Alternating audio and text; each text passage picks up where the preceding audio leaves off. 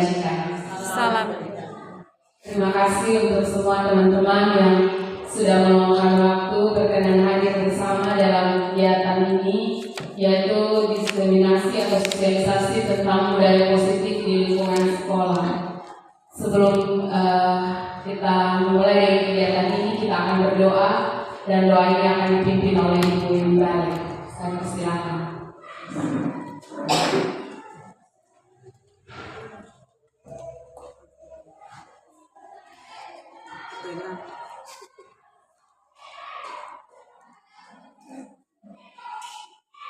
Baik, sebelum kita mulai dengan kegiatan sosialisasi ini, kita akan berdoa bersama.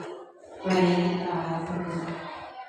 Bapa kami yang di surga, Bapa yang berkenan dan kasih, kami sangat bersyukur untuk pagi hari ini Tuhan, kami boleh ada kembali di lembaga pendidikan ini dalam keadaan sehat dan sejahtera. Terima kasih Tuhan Yesus untuk waktu yang indah ini. Pada kesempatan ini kami anak-anakmu akan mengikuti sosialisasi. Mari Tuhan Engkau berkati kami sekalian agar kegiatan ini dapat berjalan dengan baik. Inilah doa kami Tuhan, di dalam nama Tuhan Yesus kami berdoa. Amin. Terima kasih untuk Ibu Imbale, Mama Kepala Sekolah, Mama Wakil Kepala Sekolah, dan teman-teman guru sekalian. Hari ini izinkan saya untuk melakukan sosialisasi tentang budaya positif di lingkungan sekolah. Ini adalah salah satu tugas kami sebagai calon guru bergerak untuk mengimbaskan ilmu yang sudah kami peroleh ke teman-teman yang ada di lingkungan sekolah. Dan untuk materi hari ini yaitu tentang budaya positif di lingkungan sekolah. Berkaitan dengan budaya positif di lingkungan sekolah, ada beberapa topik yang akan disampaikan hari ini, yaitu yang pertama perubahan paradigma dari stimulus respon ke teori kontrol, kemudian yang kedua ada kebutuhan dasar manusia, yang ketiga arti disiplin dan tiga motivasi perilaku manusia, yang keempat tentang keyakinan kelas, hukuman dan penghargaan, yang kelima tentang posisi kontrol guru dalam penyelesaian suatu kasus, dan yang keenam tentang segitiga restitusi. Teman-teman sekalian, untuk menciptakan budaya positif di lingkungan sekolah itu perlu kerjasama antara guru dan semua warga sekolah. Nah, dan itu semua dimulai dari suatu kebiasaan yang baik. Kebiasaan yang baik akan membentuk karakter yang baik. Dari karakter yang baik, dia akan berkembang menjadi satu budaya yang kita sebut budaya positif. Teman-teman, ketika satu lingkungan sekolah sudah terkontaminasi dengan budaya positif, maka akan menimbulkan rasa aman dan nyaman. Dan ketika rasa aman dan nyaman itu sudah ada di semua warga sekolah, maka tentu kita akan berusaha untuk berpikir, bertindak, dan menciptakan sesuatu. Kita akan bertumbuh menjadi manusia yang mandiri, merdeka, dan bertanggung jawab. Dan dengan demikian maka profil pelajar Pancasila itu akan terwujud. Budaya positif atau ekosistem positif ini kita mulai dari pemikiran Ki Hajar Dewantara, yaitu dia mengumpamakan seorang pendidik itu seperti petani. Nah, kita ambil contoh perbandingannya dengan hidup tumbuh-tumbuhan seorang petani yang menanam padi misalnya, hanya dapat menuntut tumbuhnya padi.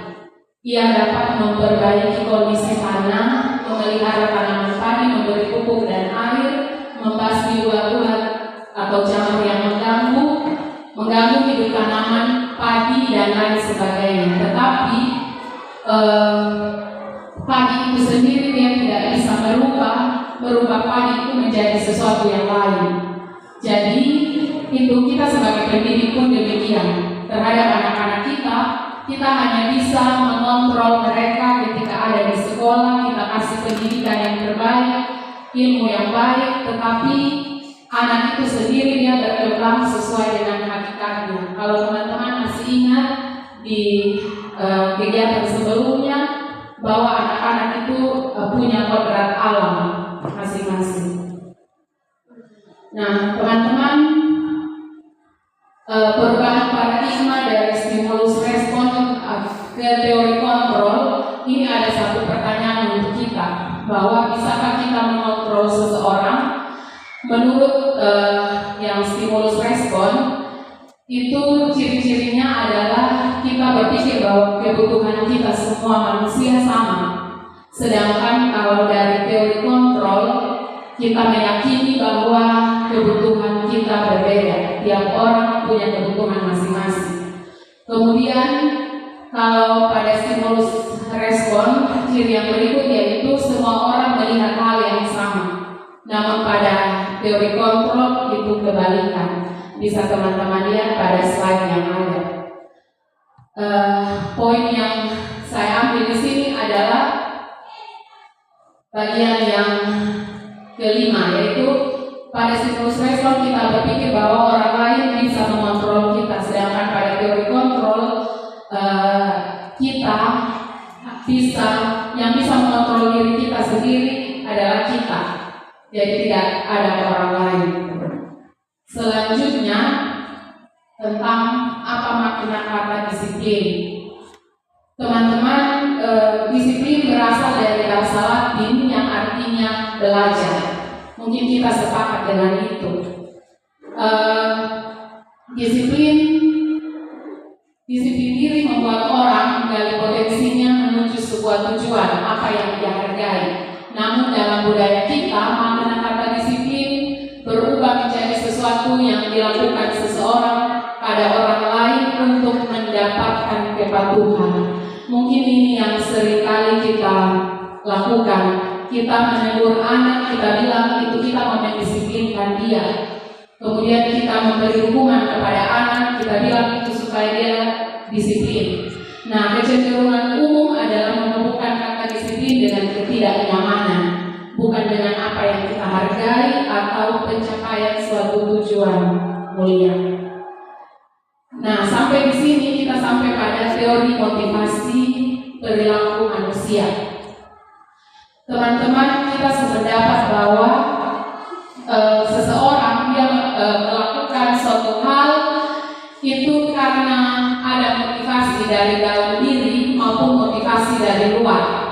Misalnya yang pertama, motivasi eksternal itu yang pertama untuk menghindari ketidaknyamanan atau hukuman. Kita sebagai guru kasih tugas ke anak-anak mungkin kerja, tapi motivasi dia bekerja itu apa? Ada dua yang menjadi motivasi di sini, motivasi eksternal atau motivasi internal. Kalau motivasi eksternal berarti muncul pertanyaan dalam diri anak tersebut, kira-kira apa yang terjadi jika dia tidak kerja tugas misalnya. Kita menyuruh anak untuk menyapu halaman, kalau dia tidak kerja nanti kenapa? Nah, berarti anak melakukan sesuatu karena motivasi dari luar, dia takut atau menghindari hukuman. Bisa juga anak melakukan sesuatu karena supaya dapat imbalan. Jadi kita menjanjikan sesuatu untuk anak, entah itu pujian atau penghargaan. Jadi misalnya kalau kita di rumah, biasanya lebih sering kita lakukan di rumah. Kita janji anak-anak nanti habis belajar mama kasih permen misalnya. Nah, anak-anak pasti punya motivasi dia untuk belajar bukan karena dia mau pintar, tetapi karena kita menjanjikan sesuatu. Jadi itu pasti masuk dalam kategori motivasi eksternal. Nah, yang mau kita rubah di sini adalah supaya motivasi diri itu tumbuh dari dalam diri, atau yang kita sebut dengan motivasi internal. Nah, untuk motivasi internal ini supaya anak menghargai diri sendiri dan menjadi insan sesuai harapan kita. Jadi ketika kita kasih tugas ke anak-anak, muncul suatu perasaan dalam diri mereka bahwa apa yang dia lakukan itu karena dia punya suatu tanggung jawab dari dalam dirinya. Contoh lain buat kita Bapak Ibu guru, misalnya kita datang pagi ke sekolah setiap hari, kita datang tepat waktu, tidak terlambat. Itu karena apa? Motivasi internal atau motivasi eksternal. Kalau motivasi eksternal, bisa jadi kita datang pagi setiap hari ke sekolah karena supaya menghindari teguran dari ibu kepala sekolah, atau kita mau dapat pujian dari ibu kepala sekolah. Tetapi kalau kita datang pagi ke sekolah karena kita punya motivasi internal dari dalam diri kita, maka kita datang sekolah pagi tepat waktu karena kita merasa kita bertanggung jawab. Ini tugas tanggung jawab kita dan kita punya tanggung jawab. Mungkin sederhananya seperti itu. Nah, teman-teman, mohon maaf ini warna yang ungu kurang jelas, tetapi suatu budaya positif itu dimulai dari peraturan kelas. Namun perlu digarisbawahi bahwa yang kita lakukan peraturan ini adalah yang kita buat sendiri. Kita buat peraturan masuk sekolah tepat jam 7.15. Ke sekolah harus berpakaian yang rapi, sopan, sepatu harus bagaimana, rambut harus bagaimana. Itu kita sebut peraturan. Atau mungkin teman-teman masuk kelas ada peraturan tersendiri di kelas. Nah, dari peraturan-peraturan yang ada, kita rubah peraturan-peraturan itu menjadi keyakinan kelas. Bagaimana cara kita merubah? Salah satu contoh kecil adalah peraturan kelas itu kita buat sendiri, dari guru sendiri. Tapi kalau dia sudah tentang keyakinan kelas, berarti itu kesepakatan antara guru dan murid. Jadi di langkah awal mungkin kita tanya anak-anak, kira-kira peraturan di sekolah apa? Atau di kelas kita apa? Kemudian biarkan mereka menjawab. Setelah itu dari peraturan-peraturan yang ada, kita rubah menjadi keyakinan dengan merubah kalimat-kalimat peraturan itu menjadi kalimat yang positif. Misalnya dilarang datang terlambat. Berarti keyakinan kelasnya adalah saya harus disiplin waktu. Jadi hilangkan kalimat-kalimat yang negatif. Ketika keyakinan kelas itu sudah semua kelas sudah menjalani, maka di sekolah kita tentu akan terbentuk lingkungan yang positif. Dari lingkungan yang positif, maka kita sampai pada budaya yang positif. Budaya berarti sudah menjadi satu kebiasaan dari dalam diri kita.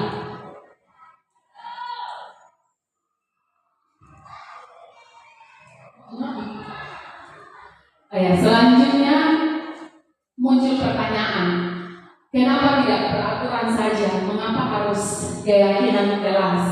Nah, sampai di sini untuk menjawab pertanyaan ini, saya punya 3 pertanyaan untuk kita. Yang pertama, kenapa kita memiliki peraturan harus menggunakan helm bila mengendarai kendaraan bermotor? Ya, tentu kita sepakat bahwa jawaban kita adalah supaya kita itu keselamatan. Kalau nanti celaka atau apa, kita pun kepala aman. Nah, teman-teman, itu kita sebut sebagai motivasi internal atau dari dalam diri kita. Nah, teman-teman, jadi untuk mendukung motivasi internal atau intrinsik itu kita kembali ke nilai-nilai atau keyakinan yang menggerakkan kita untuk mengikuti suatu peraturan.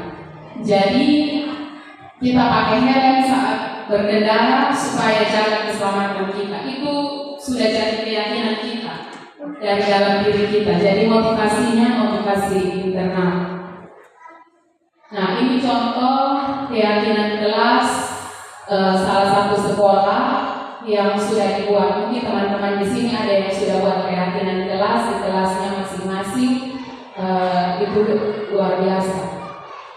Nah, ketika satu lingkungan sudah atau suatu kelas sudah menjalankan keyakinan kelas, maka ini namanya KBLI. KBLI ini ada terdengar, terlihat, dan berperilaku. Jadi ketika satu lingkungan atau satu kelas sudah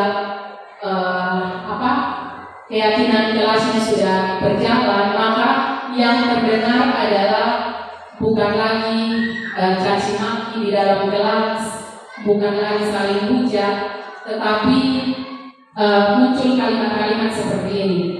Ketika ada teman yang membutuhkan pertolongan, muncul kalimat, mari saya bantu, kemudian kita bisa selesaikan ini bersama, atau terima kasih, tolong ya, permisi, boleh saya pinjam, dan lain sebagainya. Kemudian akan terlihat bahwa ada perasaan berempati kepada orang lain, kemudian meminjam barang orang lain. Ketika dia teman di kelas butuh sesuatu, dia pinjam, dia tidak ambil saja. Begitu juga dengan berperilaku. Anak-anak akan tersenyum ramah, memberikan salam hormat atau budaya 5S yang kita kenal. Kemudian budaya-budaya positif itu akan terlihat, terdengar, dan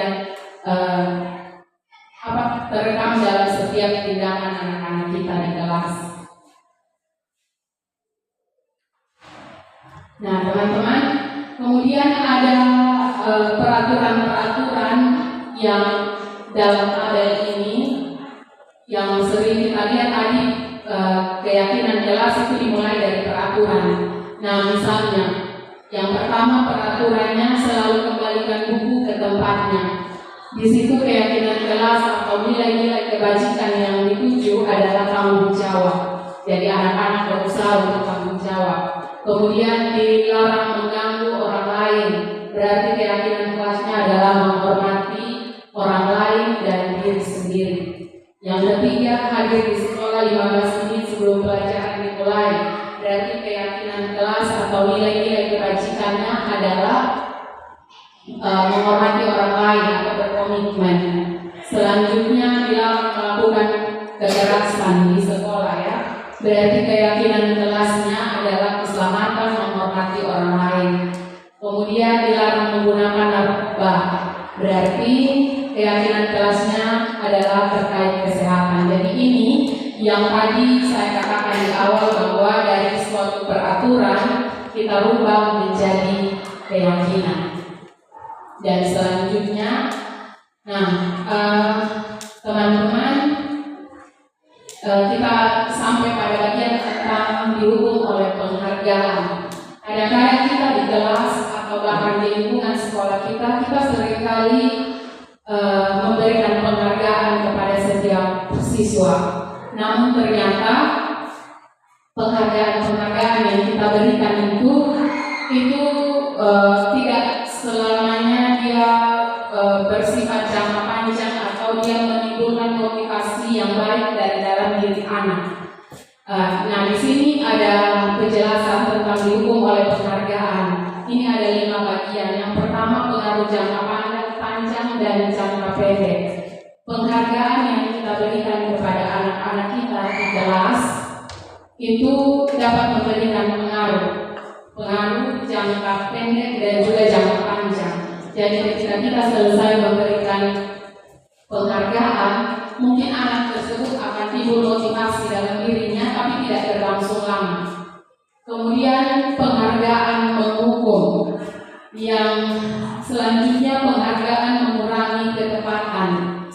Yang keempat, penghargaan tidak efektif. Dan yang kelima, penghargaan merusak hubungan. Nah, contohnya di sini adalah ketika kita memberikan penghargaan, anak akan kehilangan kreativitas, dia kehilangan. Karena kadang anak-anak ada yang kita kasih penghargaan, maka dia akan dia melakukan sesuatu dengan dia tidak kreatif lagi. Jadi intinya dia punya tujuan itu supaya dapat sesuatu, dapat penghargaan. Nah, kemudian ini adalah contoh dari hukuman atau sanksi dan hukuman atau sanksi atau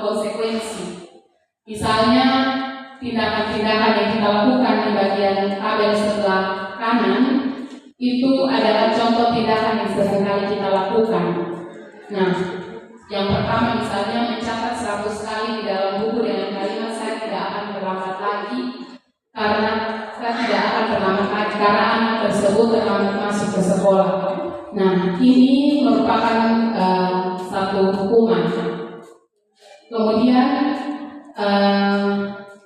lari mengelilingi lapangan basket 2 kali karena terlambat hadir di sekolah, itu berupa hukuman.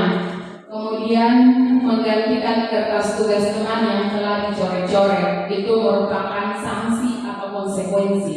Lalu di sini muncul pertanyaan, apa itu hukuman dan sanksi atau konsekuensi itu apa? Teman-teman, kembali seperti tadi bahwa hukuman itu kita berikan kadang-kadang tidak sesuai dengan apa yang anak lakukan, dan itu dari aturan kita sendiri kita memberikan hukuman, sedangkan sanksi atau konsekuensi berarti kita melakukannya sesuai. Jadi contohnya seperti bagian keempat tadi, menggantikan kertas tugas teman yang telah dicoret-coret. Nah, itu memang merupakan sanksi atau konsekuensi. Demikian juga dengan contoh-contoh yang lain. Nah, ini perbedaan antara hukuman dan sanksi atau konsekuensi. Yang pertama, hukuman itu sesuatu yang menyakitkan harus terjadi. Sedangkan kalau sanksi atau konsekuensi, sesuatu harus terjadi, dia tidak menyakitkan. Yang kedua, kalau hukuman itu membuat anak sakit, baik fisik maupun hati untuk jangka waktu yang lama. Dan kalau sanksi atau konsekuensi hanya membuat anak merasa tidak nyaman dalam jangka waktu yang pendek. Kemudian hukum menjadikan anak membenci kedisiplinan, sedangkan konsekuensi anak akan menghargai disiplin. Hukuman itu paksaan, jadi anak mau tidak mau harus buat. Sedangkan kalau konsekuensi atau sanksi itu kita kasih stimulus tanggapan. Jadi selanjutnya hukuman itu konsep diri yang buruk, sedangkan kalau sanksi atau konsekuensi itu konsep diri yang baik. Yang berikut, pada hukuman itu anak belajar untuk menyembunyikan kesalahan, sedangkan sanksi atau konsekuensi anak akan belajar untuk mematuhi peraturan. Ini yang menarik, teman-teman, karena sejauh ini bahkan saya sendiri, mungkin kita semua, kita sering menjadi pelaku hukuman. Kita kasih hukuman di anak-anak sehingga anak-anak cenderung untuk sembunyikan kesalahan. Misalnya dia lempar kaca, habis itu dia sembunyi karena dia takut, kita akan kasih satu hukuman. Nah, mari kita belajar untuk kasih sanksi atau konsekuensi. Dan yang terakhir adalah ketika dapat hukuman, seseorang akan merasa marah, merasa bersalah, dipermalukan, dan merasa tidak dihargai. Sedangkan sanksi atau konsekuensi, dia hanya kehilangan hak, dibuat tidak nyaman, dan diasingkan untuk sementara. Nah, teman-teman, dari kejelasan tentang hukuman dan sanksi atau konsekuensi, kita sampai pada 5 posisi kontrol guru. Jadi sebagai guru kita punya 5 posisi kontrol. Yang pertama, apakah kita sebagai seorang penghukum atau pembuat rasa bersalah, membuat orang lain merasa bersalah, atau sebagai teman, atau sebagai pemantau, atau sebagai manajer untuk anak-anak kita. Yang pertama kita mulai dari penghukum. Penghukum itu dia punya ciri-ciri. Yang pertama adalah guru berbuat menghardik, menunjuk-nunjuk, menyakiti, menyindir. Ini untuk penghukum. Kemudian guru berkata, kalau kamu tidak melakukan, awas ya, rasakan nanti. Kemudian hasilnya adalah anak akan hasilnya memberontak dan menyalahkan orang lain serta berbohong. Ini anak yang anak lakukan. Nah, kemudian kalau untuk membuat orang merasa bersalah, itu guru akan berbuat dia berceramah dan mengatakan kalimat seharusnya kamu seperti ini, atau ibu kecewa dengan kamu, kenapa kamu melakukan ini. Kemudian ya ini contoh kalimat guru berkata, kamu sudah tahu, ibu lelah sekali mengatakan ini, ibu stres, ibu mau pulang tetap saja. Nah, ini yang sering kita katakan.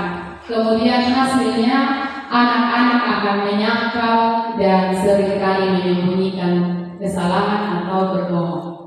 Yang kedua, yang ketiga adalah posisi kontrol guru sebagai teman. Itu guru akan berbuat, yang guru berbuat adalah membuat alasan-alasan untuk murid. Contohnya, ayolah buat bantu ibu satu kali sah. Nah, itu yang sering dikatakan pada posisi kontrol sebagai teman. Masa kamu tidak membantu ibu, ini baru satu kali sah. Itu yang sering kita katakan ya. Dan hasilnya adalah ketergantungan. Kemudian kita sampai pada posisi kontrol guru sebagai pemantau. Itu kita menghitung dan mengukur. Kemudian guru akan sering berkata, tahu tidak peraturan di sekolah kita ini apa? Kemudian hasilnya adalah anak akan menyesuaikan diri dan diawasi. Kemudian identitas yang berikut, yaitu posisi kontrol yang berikut, yaitu sebagai manajer. Ini identitas berhasil atau sukses ya teman-teman. Jadi dalam posisi kontrol sebagai manajer, guru akan berbuat, dia mengajukan pertanyaan-pertanyaan. Kemudian dia akan berkata apa yang kita yakini, apa yang bisa kita kerjakan untuk memperbaiki masalah ini. Dan hasilnya adalah kita menguatkan pribadi dari anak-anak. Selanjutnya, ini nanti penjelasannya sebentar. Selanjutnya tentang apa itu restitusi. Restitusi adalah suatu proses menciptakan kondisi bagi murid untuk memperbaiki kesalahan mereka sehingga mereka bisa kembali pada kelompok mereka dengan karakter yang lebih kuat. Ini menurut dosen tahun 2004. Ciri-ciri restitusi ada 9. Yang pertama adalah bukan untuk menebus kesalahan, namun untuk belajar dari kesalahan. Yang kedua, memperbaiki hubungan. Yang ketiga, restitusi itu tawaran, bukan paksaan.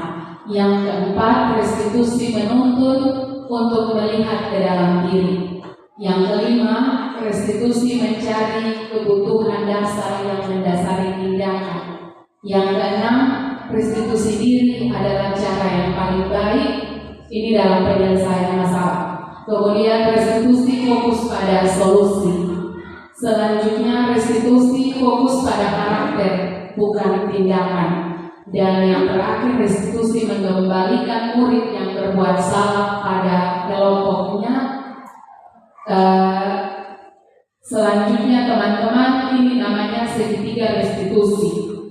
Jadi dalam penyelesaian satu masalah, hal yang harus kita lakukan sebagai guru seharusnya kita menggunakan teori atau pola segitiga restitusi. Segitiga restitusi ini dia punya 3 tahapan.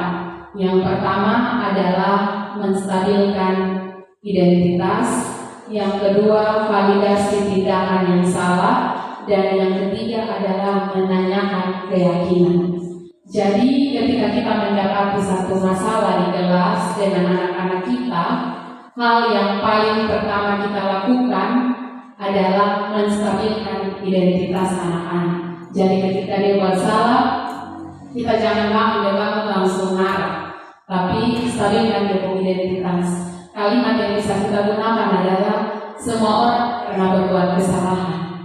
Nah, semua orang pasti pernah berbuat kesalahan. Atau kalimat yang berikut, kamu bukan satu-satunya yang pernah melakukan ini. Misalnya anak bercerita saat kita mengajar. Kemudian setelah kita menstabilkan identitas anak, tahap selanjutnya adalah memvalidasi tindakan yang salah. Jadi kita tanya dia, kamu pasti punya alasan ketika melakukan itu. Ibu mau tahu kira-kira alasan kamu melakukan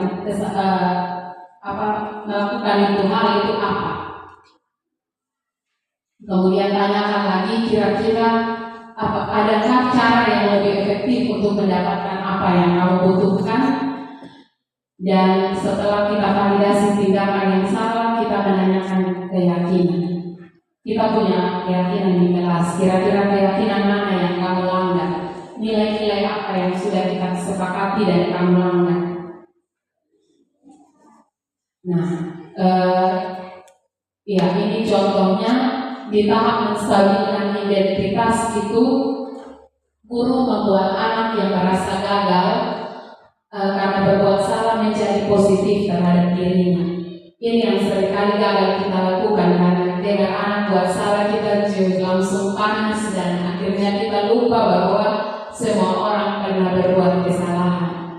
Ini contoh kalimat-kalimat untuk proses menstabilkan identitas.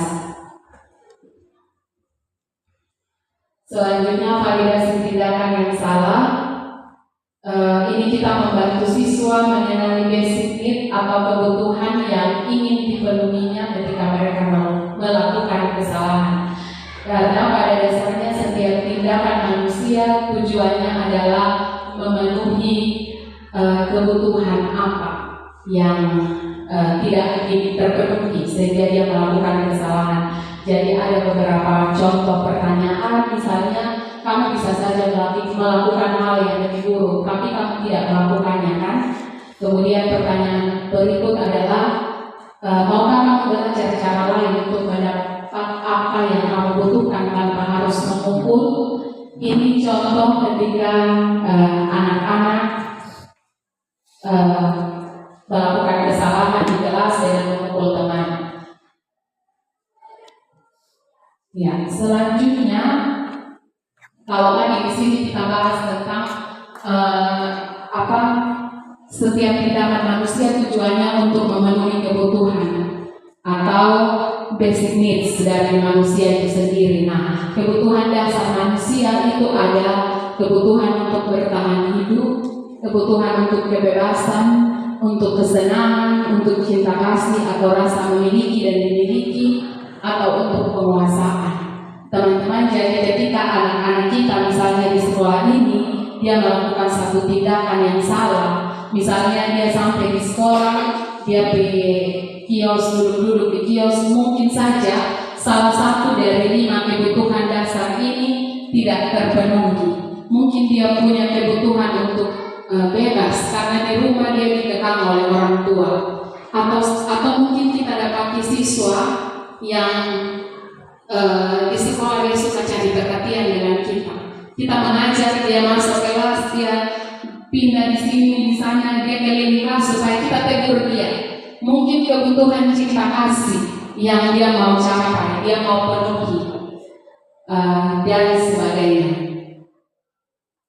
Nah, kemudian posisi segitiga restitusi yang ketiga adalah menanyakan keyakinan. Dalam menanyakan keyakinan ini, anak melihat kesalahannya dihubungkan dengan norma sosial dan nilai-nilai yang mendasari manusia berinteraksi dengan orang lain. Guru bisa berkata, apa nilai yang kita percaya di kelas atau sekolah kita? Atau kamu ingin jadi anak seperti apa? Atau yang berikut, apa yang kamu rasakan ketika kamu melakukan itu? Kamu menjadi orang yang seperti apa? Jadi dalam posisi kontrol kita untuk mencapai posisi kontrol sebagai manajer, seperti tadi 5 posisi kontrol itu, supaya kita sampai pada posisi kontrol sebagai manajer, maka kita harus menjalankan segitiga restitusi dalam penyelesaian suatu masalah. Nah, teman-teman, kita sampai pada bagian akhir dari apa yang saya bagikan hari ini, yaitu tentang posisi kontrol kita sebagai guru dan segitiga restitusi. Di akhir dari kegiatan ini, mungkin kita berdiskusi 10 menit kira-kira. Teman-teman berbagi dengan saya apa hal baru yang mengubah paradigma teman-teman yang teman-teman dapatkan dalam kegiatan ini. Kemudian perasaan apa yang muncul ketika teman-teman mengikuti kegiatan ini. Dan yang ketiga, kira-kira kita berefleksi kembali dari 5 posisi kontrol guru tadi, yang pendukung, pembuat rasa bersalah, pemantau, dan manajer. Itu kira-kira kita ada di posisi yang mana. Nah, mungkin kita berdiskusi 5 menit sampai 10 menit. Ada teman-teman yang mau memberikan pendapat, saya silakan. Ya, dan teman-teman silakan sambil diminum dan dinikmati hidangan yang ada. Yang pertama dari Bapak Nama. Terima kasih kepada diri memberi kesempatan saya untuk bisa memberikan satu kata tentang apa yang disampaikan. Yang pertama yang tadi ditanya tentang kebiasaan. Menurut saya yang saya rasakan adalah ada hal-hal yang membuat saya merasa bahwa menambah nilai positif untuk saya, mengobrol diri saya selama ini saya buat berman terhadap diri saya. Dan banyak sekali hal yang saya rasakan salah selama ini. Yang kemudian saya buat adalah tidak bermotivasi sebuah, tetapi kebanyakan saya kasar dengan anak apabila dia buat salah. Kebanyakan dia salah 100 kali, salah 100 kali. Itu kebanyakan saya buat selama ini. Tapi dia tahu yang disampaikan oleh ibu tadi, bahwa cara yang begitu buat dia itu sehingga motivasi intern atau ekstern yang dia salah sendiri. Dan saya mohon supaya kalau bisa kita dari kondisi kita masing-masing, ketika masing-masing selama ini saya buat di posisi yang mana. Kasar-kasar dia, atau memperhatikan dia, atau mewawancara buat dia sehingga dia salah sendiri. Itu yang pertama. Yang kedua, sebagai pertanyaan, bagaimana caranya kita memotivasi anak yang memang kita ulang tetap dia sama. Mau usaha di ekstern atau intern pun tetap dia sama. Dan mohon penjelasan kira-kira kita lama-lama menjawab ini. Karena banyak anak yang terjadi itu ulang. Gimana saya sebut ulang lagi berkata itu. Bagaimana cara kita kasih seperti itu? Baik, terima kasih untuk Bapak Naam dan teman-teman. Mungkin saya langsung saja bahwa yang pertama, memang kita ini saatnya kita berefleksi kembali kira-kira selama ini kita ada di posisi kontrol yang mana.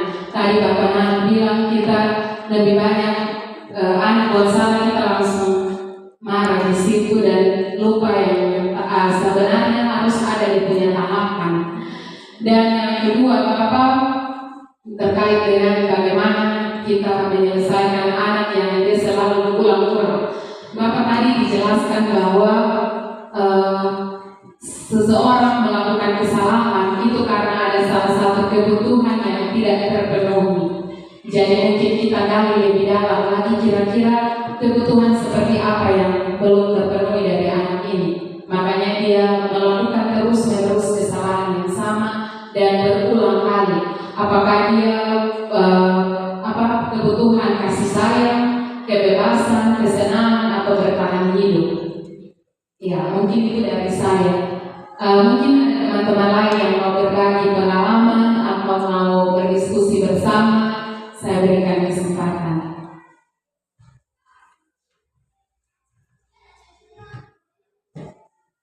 Dari Bapak Anu, mungkin.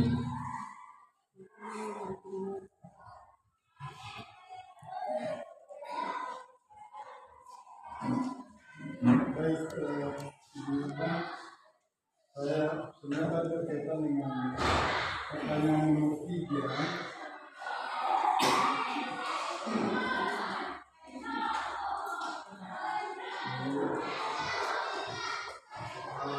Ini saya senang pertanyaan ini.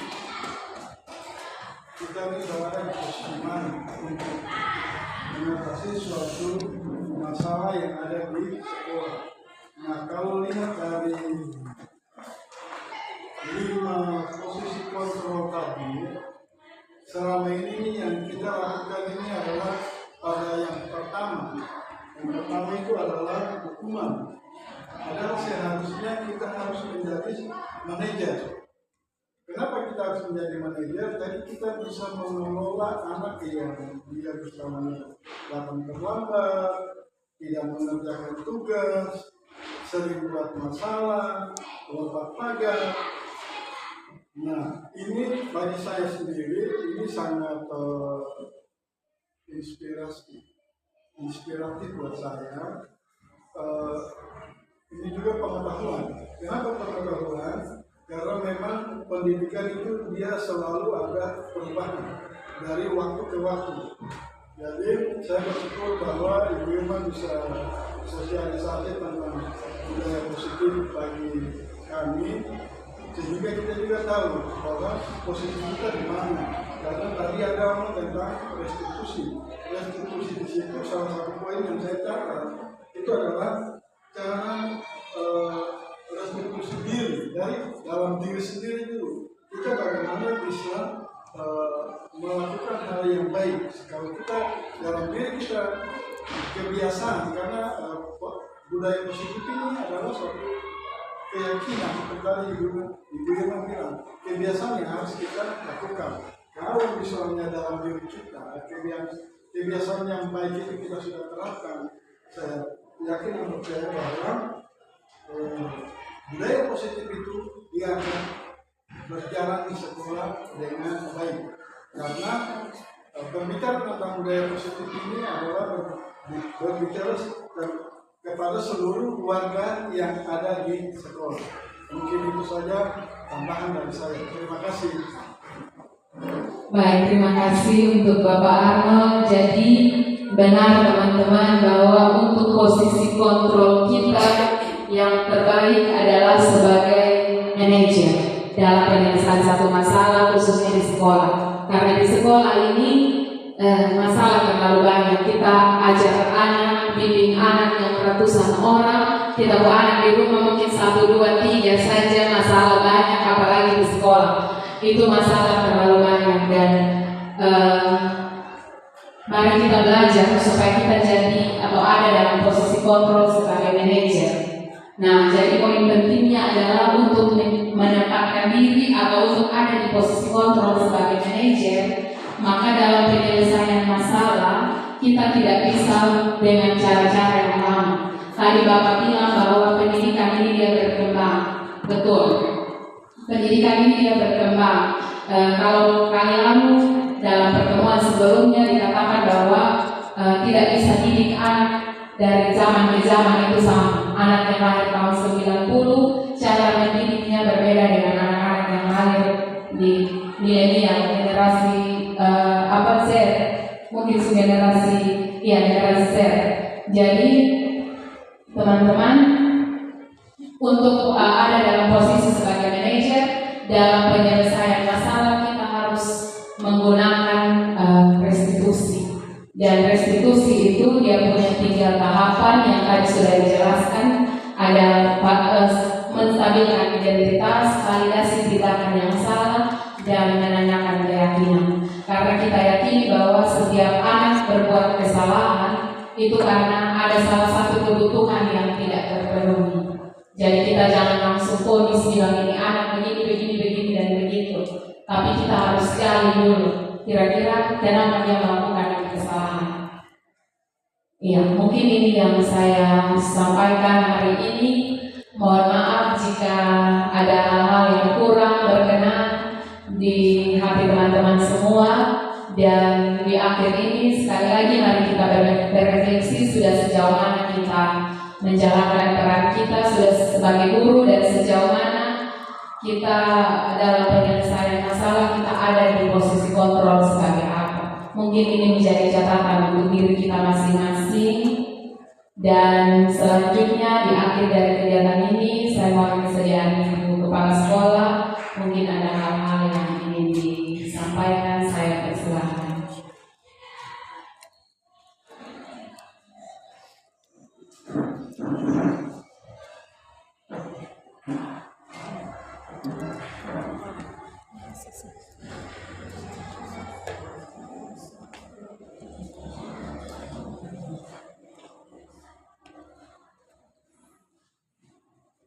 Baik, terima kasih untuk waktu yang sangat saya. Di akhir dari kegiatan sosialisasi dari calon gubernur Ibu Dirma Puri pada hari ini, yang dimana kegiatan ini tentang disiplin positif. Sejauh ini yang kita lihat, yang kita hadapi, yang kita jalani dalam lingkungan kita ini pada SMP Negeri 1 Sapi, banyak hal yang kita jalani. Bapak Ibu guru sebagai pendidik pasti tahu apa yang harus kita buat terhadap sekolah ini. Dan sebagai pimpinan di lembaga ini, banyak yang saya lihat, yang saya dapatkan, dan seringkali saya selalu mengingat. Ini tadi hal-hal positif banyak yang harus didapatkan kita jalani di kegiatan ini ya. Ini bukan saja hanya melengkapi bagian dari materi yang harus diselesaikan oleh Ibu Dirma Puri, tapi satu materi yang sangat berarti dan sangat penting untuk kita lakukan di dalam kita punya lingkungan ini. Karena apa? Sejauh ini yang kita jalani lebih banyak kita dominan bisa paling benar. Kita memandang yang tadi 5 bagian penting dari posisi kontrolnya seorang pendidik, guru, atau dikatakan orang tua kedua dari peserta didik itu bagaimana. Jadi tadi banyak penjelasan yang disampaikan oleh Ibu Dirma. Itu datang, siswa datang dengan berbagai macam persoalan dari rumah. Ada yang tenang, ada yang santai, ada yang sangat aktif dan kreatif di dalam lingkungan. Jadi berbagai karakter itu bagaimana kita harus mempelajari mereka satu persatu. Jadi menurut saya hal-hal positif yang harus kita lihat. Manajernya sebagai manajer yang baik apa yang harus kita lakukan? Tadi dikatakan bahwa Bapak Arnold sedikit menyinggung sebagai posisi yang paling tepat kita itu sebagai manajer.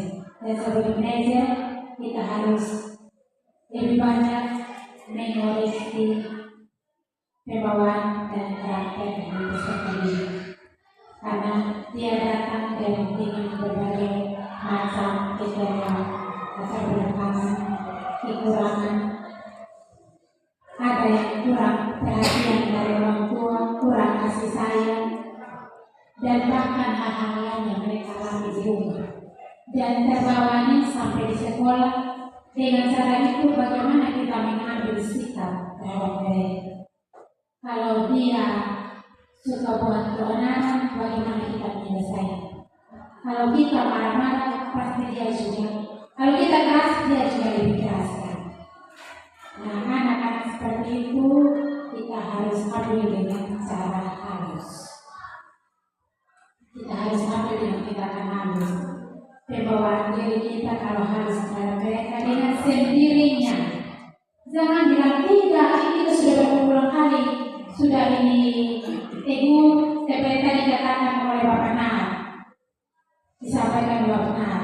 Jangan hanya monoton kita menyalahkan anak, tetapi kita juga harus membawa diri dengan hal yang bagaimana. Kalau kita kasar kayak mereka, pasti mereka juga lebih kasar lagi. Memang pada zaman sekarang, zaman set ini memang sangat-sangat berisiko bagi kita.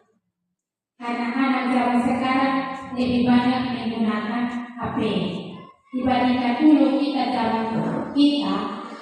Mungkin zaman Bapak Ibu tidak, tapi saya ini tulis sampai bawah. Habis buku tambah lagi tambah buku ya. Itu kita belajar sekolah. Catat buku sampai habis. Itu zamannya saya. Kalau zaman Bapak Ibu mungkin sudah ada laptop, komputer dan HP. Kalau zaman saya itu kita catat buku sampai habis. Jadi memang karakter zaman dulu dan zaman sekarang agak sedikit berbeda. Tapi itu semua kembali pada pembawaan diri dari kita sebagai pendiri kepada peserta didik.